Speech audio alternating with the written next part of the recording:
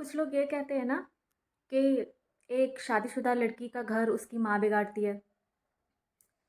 तो मुझे ऐसा लगता है कि एक माँ अपनी बच्ची को 9 महीने पेट में रखती है, फिर उसे दुनिया दिखाती है, पढ़ाती लिखाती है, उसे काबिल बनाती है, परवरिश करती है, उसे संस्कार देती है, फिर उसके लिए रिश्ता ढूंढती है, शादी करती है।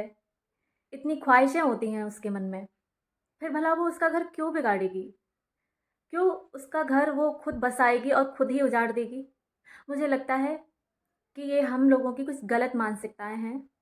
ऐसा कुछ भी नहीं है। एक माँ को तो बस अपने बच्ची की परवाह होती है कि वो हमारे घर से दूसरे घर जाती है, तो ये परवाह होती है कि ना जाने वो उन लोगों में कैसे रह रही होगी, उसे यहाँ की आदत है, वहाँ उसका मन लग रहा होगा या नहीं, उसे अच्छा लगता होगा या नहीं, कैसे रह रही होगी, कैसे एडजस्ट कर पा रही होगी, सबकी सेवा कर रही है या नहीं, सबका कहना कर पा रही है अकेले या नहीं।